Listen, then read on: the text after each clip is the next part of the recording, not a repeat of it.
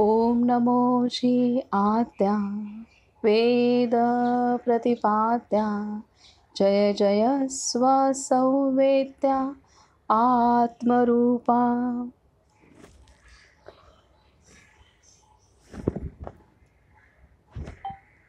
सर्वांना नमस्कार आणि नर्मदे हर, नर्मदे हर, नर्मदे हर. आजपासून आपण श्री नर्मदा पुराण ह्या ग्रंथाचा अभ्यास करणार आहोत. साधारण आपण ग्रंथाचं हे स्वरूप असं आहे, असा हा ग्रंथ आहे. अशी आडवा ग्रंथ आहे, आडवी पोथी आहे, असं आपण उघडलं जाणार आहे. हा नर्मदा मैयाचा फोटो आहे पहिल्या पानावरती. आणि लेखिका शोभा जोशी ह्यांनी या ग्रंथाचं संस्कृतमधून मराठीमध्ये अनुवाद केलेला आहे. ह्या एकमेव लेखिका आहेत की ज्यांनी श्री नर्मदा पुराण ह्या ग्रंथाचं मराठीत अनुवाद केलेला आहे. आणि हिंदीमध्ये अनुवाद आहे, इतर भाषांमध्येही असावा कदाचित, परंतु मराठीतलं अनुवाद करण्याचं काम या महान लेखिकेने केलेलं आहे. तर आता आपण वेळ न दवडता ह्या ग्रंथास सुरुवात करूयात. तर श्री नर्मदा पुराण मराठी अनुवाद शोभा जोशी, प्रसाद प्रकाशन ह्यांनी हा ग्रंथ प्रकाशित केलेला आहे.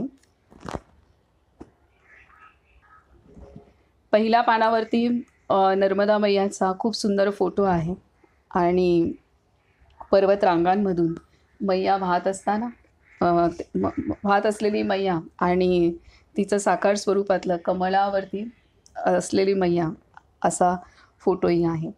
तिथं लिहिलेलं आहे, श्री नमन देवी नर्मदे तव पद्मरूप चरणी. पुढे लेखिका लिहितात, श्री कुलदेवता श्री नेरपिंगळाई देवी नांदुरा अमरावती, श्री समर्थ रामदास स्वामी सज्जनगड, श्री गजानन महाराज शेगाव चरणी वंदन. त्यानंतर पुढचं पानावरती आहे की महर्षी श्री वेदव्यास विरचित स्कंद महापुराणांतर्गत अवंती खंडातील श्री नर्मदा पुराण रेवाखंड कंसात लिहिलेला आहे, पूर्वार्ध व उत्तरार्ध, मराठी अनुवाद श्रीमती शोभा जोशी, प्रसाद प्रकाशन, पुणे. त्यानंतर श्री स्वामी जगद्गुरू शंकराचार्य पीठ करवीर कोल्हापूर ह्या पीठाचे जे अधिकारी आहेत श्री जगद्गुरू शंकराचार्य ह्यांनी लेखिकेस जे शुभाशीर्वाद दिलेले आहेत ते आपण वाचूयात. ते पहिल्या पानावरती आहेत. श्रीमती शोभाताई जोशी, पीठस्थ देवतेंचे अनेक आशीर्वाद व आमचे नारायण स्मरण. आपण नर्मदा पुराणाचे केलेले गद्य भाषांतर सर्वसामान्यांना नर्मदा नदीची महती कळण्यासाठी फार उपयुक्त ठरावी. या कार्याकरिता आपणास धन्यवाद देतो. खरे तर आपण लेखिकाच आहात असे असूनही आपला संस्कृत अभ्यासाचा समाजासाठी केलेला उपयोग निश्चित कौतुकास्पद आहे. एवढेच नव्हे तर पुराण काय असते हेही लोकांना कळेल असे आहे. आपल्या विनंतीनुसार आपल्या कार्याची दखल घेऊन हे आशीर्वादपत्र आपणास पाठवत आहोत. पुनश्च एकदा पीठस्थ देवतेंचे उत्तम आशीर्वाद व आमचे नारायण स्मरण सर्वांस विदित व्हावे. महानुशासनम वरती श्री जगद्गुरू शंकराचार्य करवीर पीठ कोल्हापूर. तर असे या महान विभूतींचे पण आशीर्वाद लेखिकेला प्राप्त झालेले आहेत. त्यानंतर मनोगत आहे. मनोगत स्कंद महापुराणातील अवंती खंडामध्ये आलेले श्री नर्मदा पुराणाचे सुलभ मराठी भाषांतर केलेले पाहून आनंद झाला. श्रीमती शोभाताई जोशी यांनी अतिशय मेहनत घेऊन अनुवाद केला असल्याचे लक्षात येते. कारण श्री नर्मदा पुराणाच्या पूर्व भागात 236 व उत्तर भागात 116 अध्याय आहेत. एवढ्या प्रचंड संस्कृत साहित्याचे अभ्यासपूर्ण अवलोकन करून त्याचे भाषांतर करणे हे सत्वगुणाचे धृती व उत्साह याने मंडित असलेल्या व्यक्तीसच शक्य होते. अशा सत्वगुणाने मंडित व्यक्तीने आपल्या संस्कृत ज्ञानाचा उपयोग सर्वसामान्य लोकांना व्हावा या सदिच्छेने हे अवघड कार्य हाती घेऊन तडीस नेले आहे. पुराणांची रचना करण्याचे कार्य वेदव्यास महर्षींनी केले आहे. त्यांनी प्रचंड संख्येने असलेल्या ऋचांचे संकलनही 4 वेदांत विभाजित करून सर्वसामान्य बुद्धीला झेपेल अशा रीतीने त्यांचे स्वाध्यायही ब्राह्मण वर्गाला लावून देऊन ऋग्वेदी, यजुर्वेदी, सामवेदी व अथर्ववेदी असे भाग पाडून ती वेदविद्या जपून ठेवण्याची व्यवस्था केली आहे. काय सांगतात की पुराणांची रचना करण्याचे कार्य वेदव्यास महर्षींनी केले आहे. त्यांनी प्रचंड संख्येने असलेल्या ऋचांचे संकलनही 4 वेदांत विभाजित करून सर्वसामान्य बुद्धीला झेपेल अशा रीतीने त्यांचे स्वाध्यायही ब्राह्मण वर्गाला लावून देऊन ऋग्वेदी, यजुर्वेदी, सामवेदी व अथर्ववेदी असे भाग पाडून ती वेदविद्या जपून ठेवण्याची व्यवस्था केली आहे. असे सांगण्यात येते की वेदांची रचना ही फारच अल्पसंख्य लोकांनी स्वीकारली, पण त्यांच्या मुखोद्गत पद्धतीमुळे अर्थचिंतन करण्यास फारसा वाव मिळाला नाही. त्यामुळे त्यांतील तत्वांचा आचरणीय भाग उदाहरणादाखल पुराण रूपाने सांगण्याची किमया त्यांनी वापरली आणि त्यामुळे बहुसंख्य लोकांना हे ज्ञान उपलब्ध झाले. तथापि संस्कृत जाणणाऱ्यांची सोय झाली होती, पण पुन्हा हेही लोक अल्पसंख्यच. ही गैरसोय दूर करण्याचे कार्य श्रीमती शोभाताईंनी मराठी अनुवाद करून एका चांगल्या पुराणाचे स्वरूप सर्वसामान्य जनतेला समजावे या सदहेतूने बरेच कष्ट घेऊन केले आहे. श्री नर्मदा पुराणात धर्मराज मुनिश्रेष्ठ मार्कंडेयांना प्रश्न विचारतो व प्रश्नाच्या उत्तरात हे पुराण सांगितले आहे. काय सांगतायत की काय सांगतायत इथे की श्री नर्मदा पुराणात धर्मराज मुनिश्रेष्ठ श्री मार्कंडेयांना प्रश्न विचारतो व प्रश्नाच्या उत्तरात हे पुराण सांगितले आहे असे कथानक रंगविले आहे. कथानकाप्रमाणेच आचरणाचा विधीही सांगितला आहे. पापपुण्य म्हणजे काय, पापाचा परिणाम काय होतो, त्याचा परिहार कसा करावा, तसेच ज्यांना स्वाध्याय, जप, तप इत्यादी साधना करणे शक्य नाही त्यांना तीर्थक्षेत्रांचे महात्म्य सांगून तीर्थस्नान, तीर्थ व तीर्थदर्शन या सोप्या साधनांचे महत्त्व पटवून दिले आहे. काय सांगतात की खूप छान सांगितलं की श्री नर्मदा पुराणात धर्मराज मुनिश्रेष्ठ मार्कंडेयांना प्रश्न विचारतो व प्रश्नाच्या उत्तरात हे पुराण सांगितले आहे असे कथानक रंगविले आहे. कथानकाप्रमाणेच आचरणाचा विधीही सांगितला आहे. पापपुण्य म्हणजे काय, पापाचा परिणाम काय होतो व त्याचा परिहार कसा करावा, तसेच ज्यांना स्वाध्याय, जप, तप इत्यादी साधना करणे शक्य नाही त्यांना तीर्थक्षेत्राचे महात्म्य सांगून तीर्थस्नान व तीर्थदर्शन या सोप्या साधनांचे महत्त्व पटवून दिले आहे. वाचकांनी ध्यानात ठेवावे की सध्याचा शहरी सुशिक्षितपणा या कथांना कपोलकल्पित मानत आहेत, तरीही प्रगत देशात कार्टून पिक्चर दाखवून पशुपक्ष्यांच्या माध्यमातून कथा गोष्टी रंगवताना आढळतात आणि त्या सर्व आपण स्वीकारत आहोत, अगदी इंग्रजीतील मराठीत अनुवाद करून. तसेच काहीशा पुराणिक वर्गाने धार्मिक भावना वृद्धिंगत होण्यासाठी या कथांचा वापर करण्याची रीत चोखाळली आहे. त्याचे प्रवर्तक श्री वेदव्यास आहेत आणि त्यांनी सूत व शौनक यांच्या मुखाद्वारे कथा ऐकविल्या आहेत. तेही यज्ञयाग झाल्यावर विश्रांतीच्या वेळी सांगण्याच्या निमित्ताने. आधुनिक मॅनेजमेंट कोर्स अंतर्गत एंटरटेनमेंट कार्यक्रमासारख्या पद्धतीशी ही तुलना करण्यासारखी आहे. काय सांगत आहेत की श्री वेदव्यास पुराण का रचले गेलेले आहेत त्याचं हे कारण सांगतायत की पुराणिक वर्गाने धार्मिक भावना वृद्धिंगत होण्यासाठी या कथांचा वापर करण्याची रीत चोखाळली आहे. त्याचे प्रवर्तक श्री वेदव्यास आहेत आणि त्यांनी सूत व शौनक यांच्या मुखाद्वारे कथा ऐकविल्या आहेत. तेही यज्ञयाग झाल्यावर विश्रांतीच्या वेळी सांगण्याच्या निमित्ताने आधुनिक मॅनेजमेंट कोर्स अंतर्गत एंटरटेनमेंट कार्यक्रमासारख्या पद्धतीशी ही तुलना करण्यासारखी आहे. उच्चभ्रू व्यक्तिसमूहात या पुराणकथांना कमी लेखत असले तरी त्यांच्या बालपणातील जडणघडण अशाच प्रकारच्या कथागोष्टीतून झाल्याचे ही मंडळी विसरतात व अनाठाई काहीतरी उद्गार काढतात. याच समूहातील श्रीमती शोभाताईंसारख्या व्यक्ती याकडे गांभीर्याने लक्ष देतात व या संस्कृतीचे महत्त्व ओळखतात. एवढेच नव्हे तर आपल्या अनुभवाचा ज्ञानाचा उपयोग सर्वांना व्हावा या हेतूने आपला बहुमोल वेळ या कार्यासाठी खर्च करतात. हे ईश्वरी संकेत समाजासाठी अपेक्षित आहेतच व प्रार्थनीय सुद्धा. पीठाचे आशीर्वाद. श्री ना का जोशी, आचार्य भक्त, श्री स्वामी जगद्गुरू शंकराचार्य, करवीर पीठ, कोल्हापूर.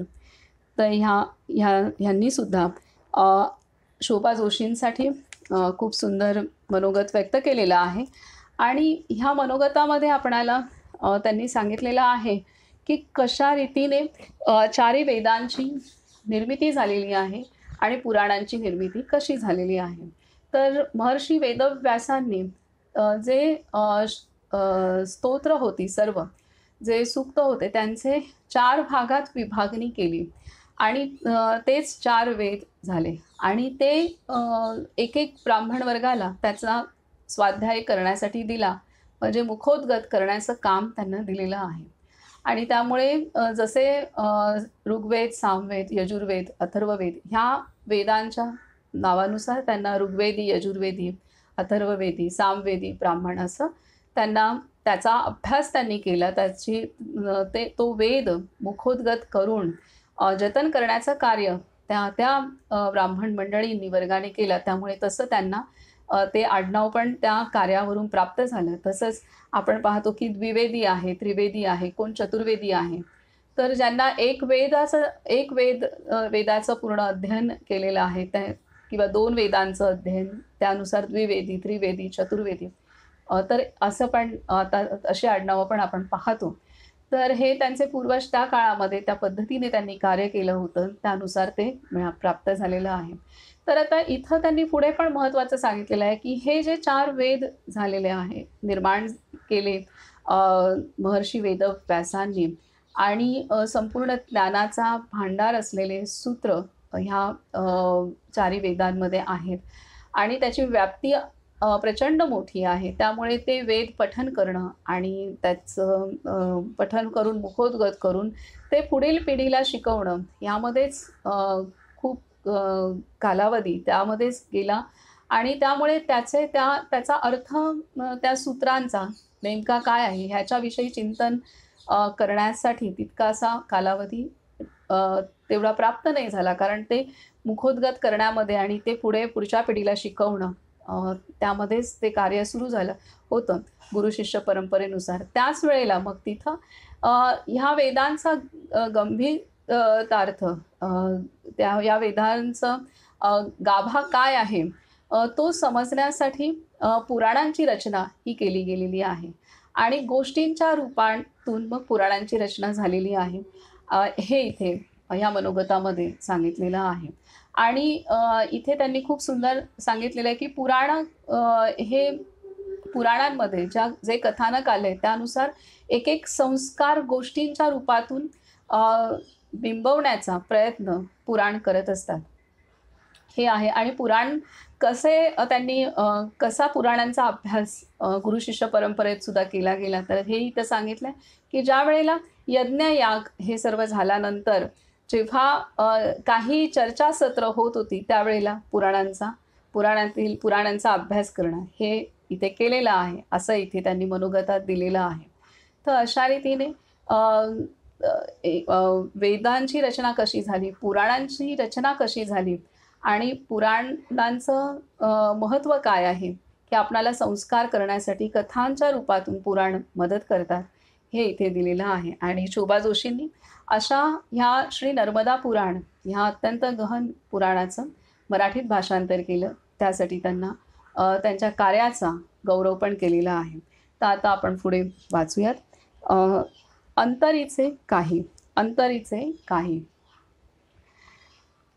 महर्षी श्री वेदव्यास विरचित स्कंद महापुराणांतर्गत अवंती खंडातील रेवाखंड उर्फ श्री नर्मदा पुराण श्री नर्मदा पुराण म्हणजे आनंददायी, धर्मदायी, पुण्यदायी व मोक्षदायी श्री नर्मदा माईचे चरित्र आहे.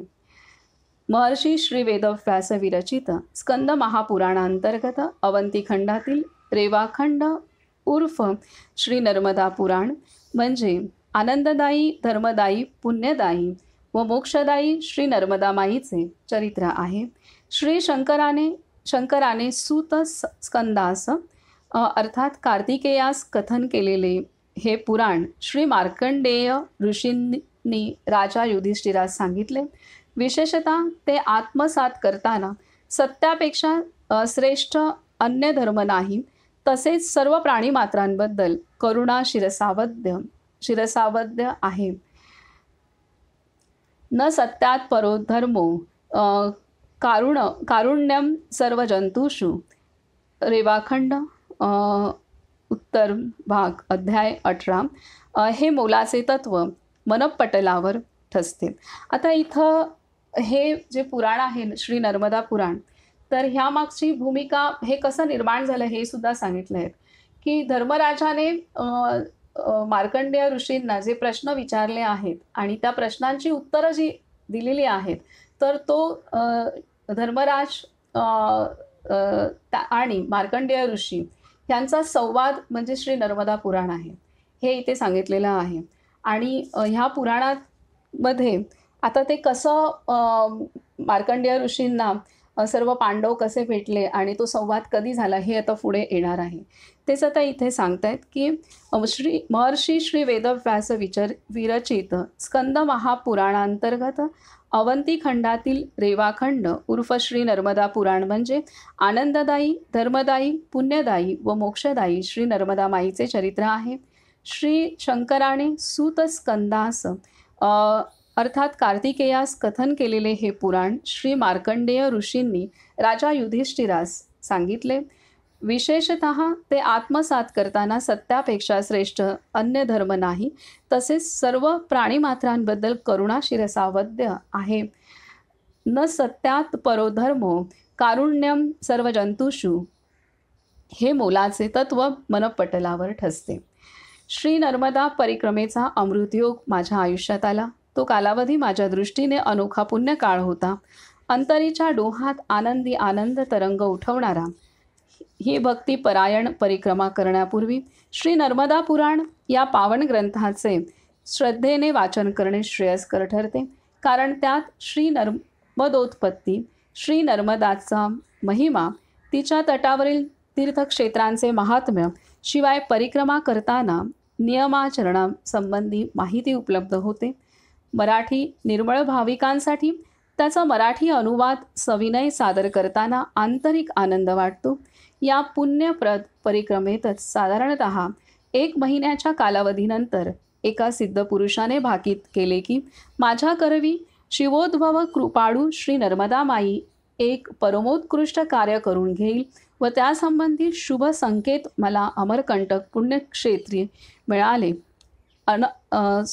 काय सांगतात, या पुण्यप्रद परिक्रमेत साधारणतः 1 महिन्याच्या कालावधीनंतर एका सिद्ध पुरुषाने भाकीत केले की माझ्या करवी शिवोद्भव कृपाळू श्री नर्मदा माई एक परमोत्कृष्ट कार्य करून घेईल व त्यासंबंधी शुभ संकेत मला अमरकंटक पुण्यक्षेत्री मिळेल.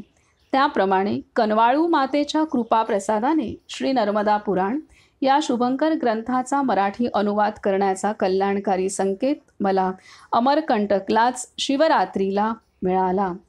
वत्सल करुणानिधी श्री नर्मदा माईच्या दर्शनाने आशीर्वादाने तिची प्रांजळपणे सेवा करण्यासाठी केवळ एक साधन म्हणून माझी निवड व्हावी, हा माझ्या जीवनातला असीम आनंदी क्षण.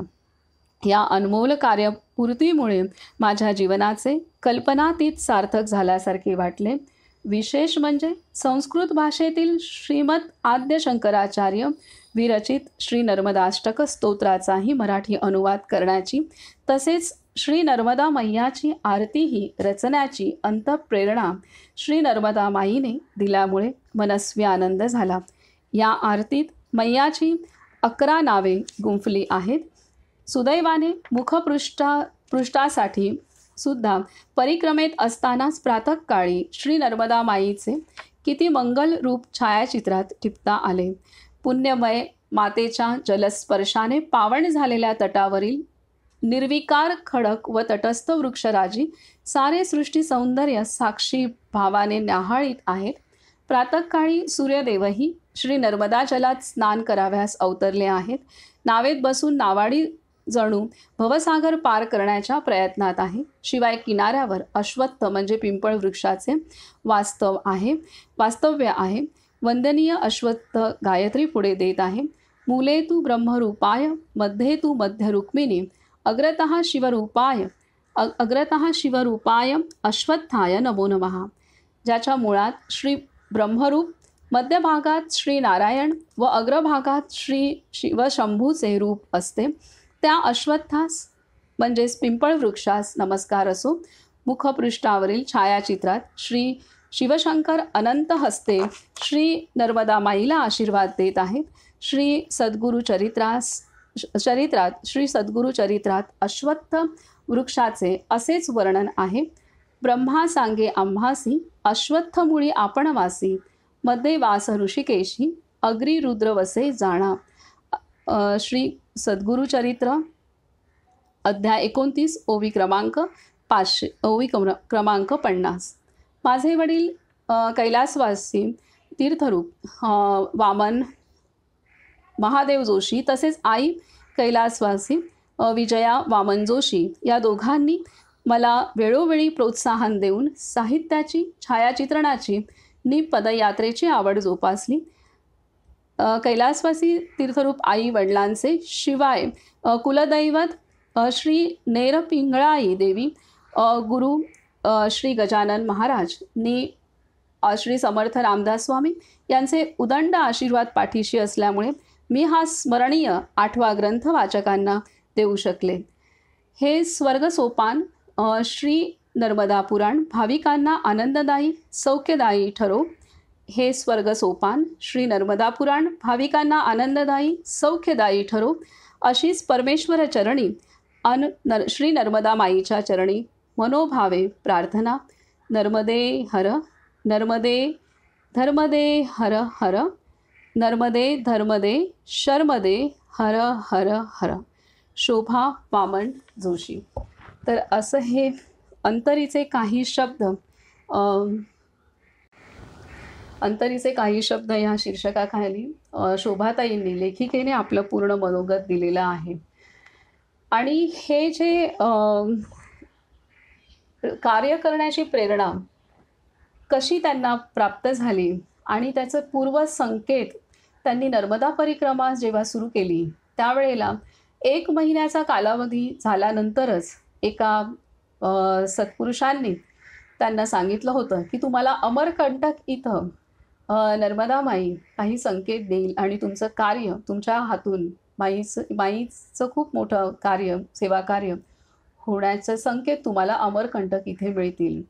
आता ही घटना त्यांनी परिक्रमा सुरू केली त्यापासून 1 महिन्याच्या अंतरातच झाली आणि अमरकंटक त्यानंतर जेव्हा आलं, बरोबर त्या अमरकंटक आल्यानंतर महाशिवरात्रीच्या दिवशीच त्यांना संकेत मिळाले की श्री नर्मदा पुराणाचं संस्कृतमधून मराठीत भाषांतर करायचं. आणि त्यानुसार अशा पुण्य पावन क्षेत्री म्हणजे अमरकंटक जर आपण पाहिलं तर आपल्याला असं वाटेल की हिमालयच आहे ते. म्हणजे आता मी हिमालय काही पाहिला नाही आहे, परंतु ती अमरकंटकमधली जी ऊर्जा आहे तर ती ऊर्जा आपणाला जाणवते वेगळी आणि तिथं जे जो निसर्ग आहे पूर्णतः, तर आत्ताही माझ्या डोळ्यासमोर येत आहे. तर तो निसर्ग आणि तिथं मैयाचं उगमस्थान आहे आणि ते सर्व काही तिथली जी पावनभूमी आहे, तर त्या क्षेत्री अमरकंटक क्षेत्री जिथून माईचा उगम झालेला आहे, तिथं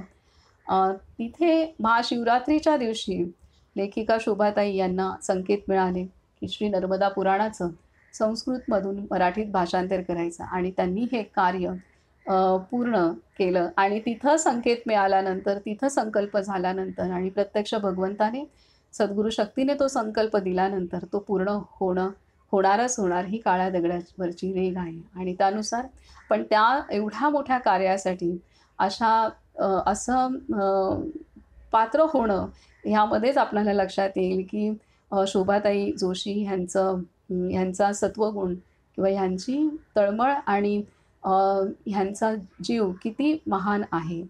कारण अनेक संस्कृत पंडित असतील, परंतु हे कार्य शोभाताईंच्याच हातून व्हावं, मराठीत भाषांतर करण्याचं, यातून लेखिकेची आध्यात्मिक भूमिका आपणा लक्षात येते. त्यामुळे आपण मनोमन शोभाताईंचे आपण मनोमन कायम ऋणी राहणं अवश्य आहे. कारण त्यामुळे आपणाला अशा कठीण अशा पुराणाचा अभ्यास करण्याची संधी मिळते आणि आपण तो करतोय. आता आपण वाचू तेव्हा लक्षात येईल, की कसं लिहिलं आहे आणि त्यांनी प्रत्येक अध्यायामध्ये त्या अध्यायाचा सुरुवातीचा एक श्लोक घेतला आहे. बाकीचे संस्कृत श्लोक त्यांनी घेतले नाहीत, परंतु त्याचं संपूर्ण भाषांतर त्यांनी केलेलं आहे.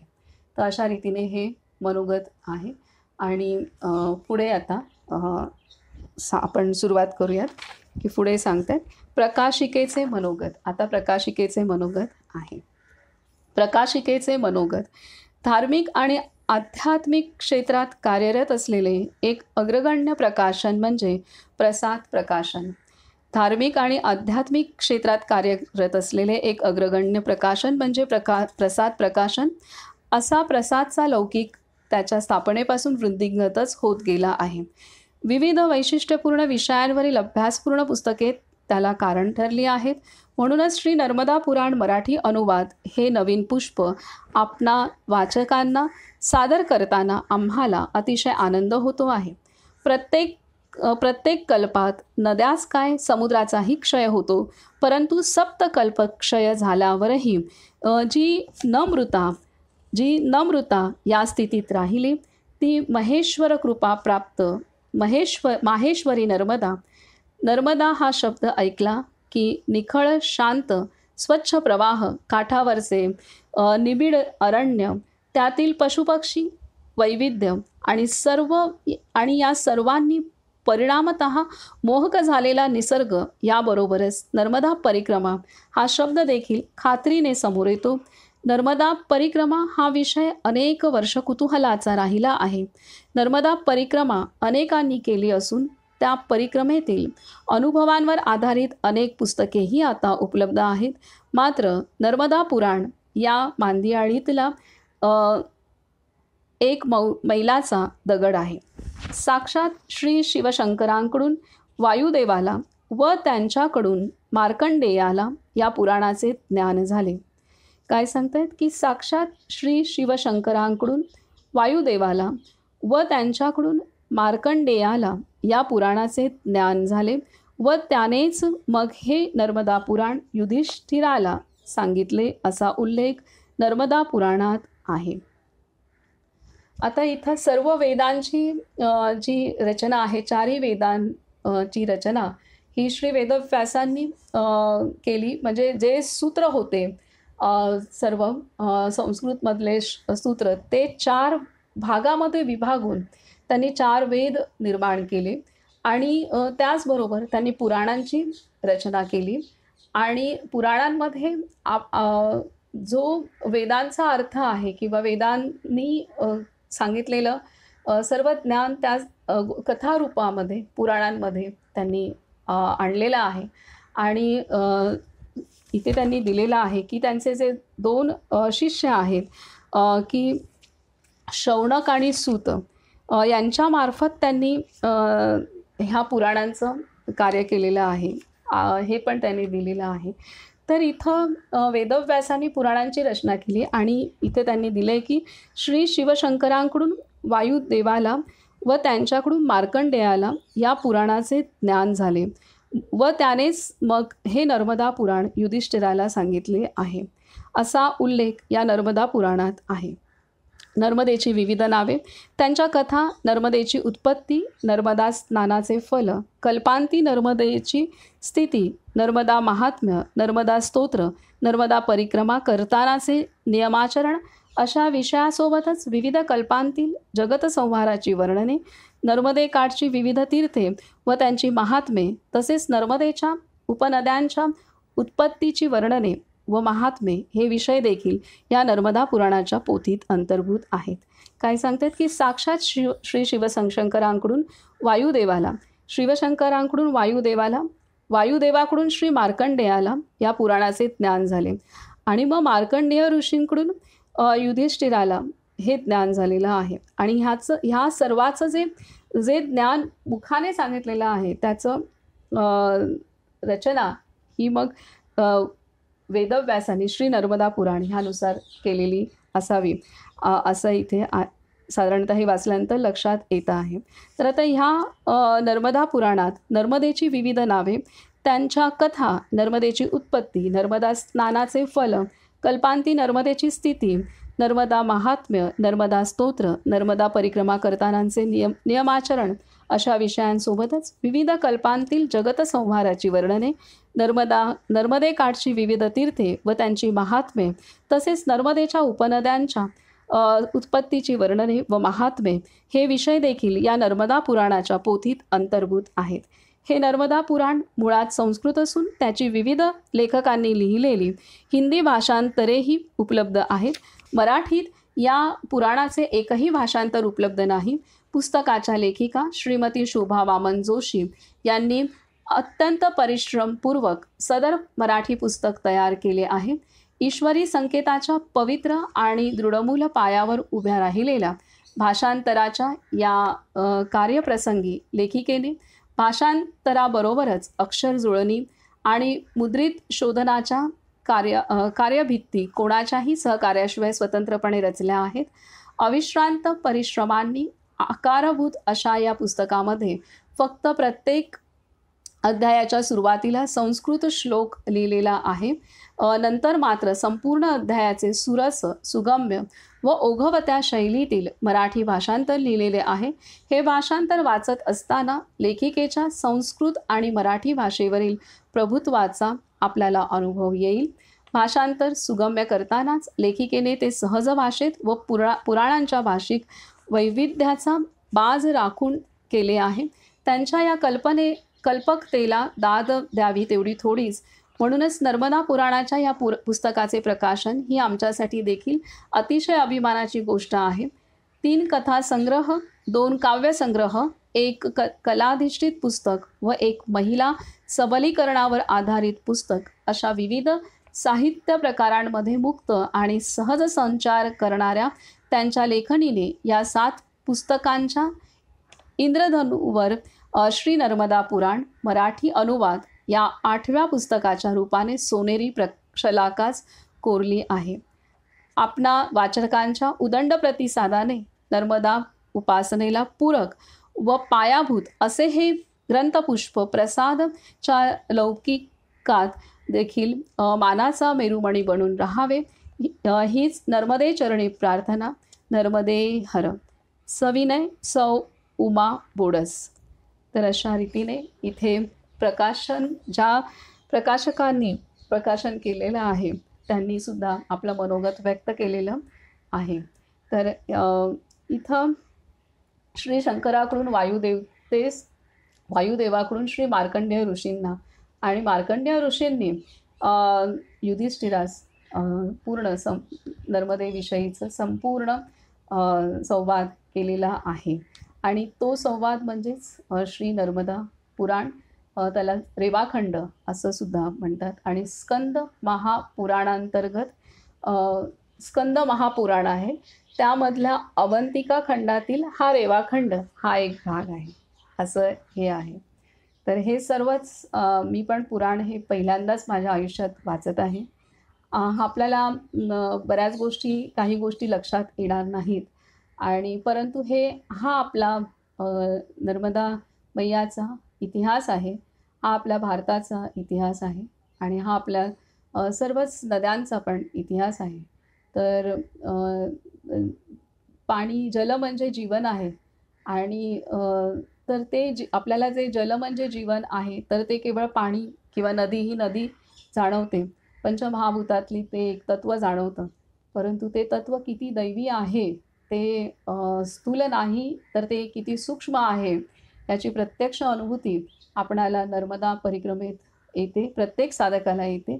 अगदी वाहनाने सुद्धा यात्रा केली, तरीसुद्धा तिथे काही ना काहीतरी प्रचिती ही मैया देतेच देते. हा प्रत्येक वाहनाने यात्रा करणाऱ्यांचा पण अनुभव आहे आणि पायी यात्रा करतात त्यांनासुद्धा प्रत्येक दिवशी मैया अनुभव करून देतेच, की ती केवळ जलरूप नाही आहे. जलरूप दिसणारं जे तत्त्व आहे, ते त्याच्यामागे केवढं मोठं चैतन्य, विश्वव्यापी असलेलं चैतन्य भरून राहिलेलं आहे, हे याची प्रचिती, त्याचा रोकडा प्रत्यक्ष अनुभव हा प्रत्येक साधकाला, पायी चालणाऱ्या साधकाला, यात्रेकरूला हा येतोच येतो.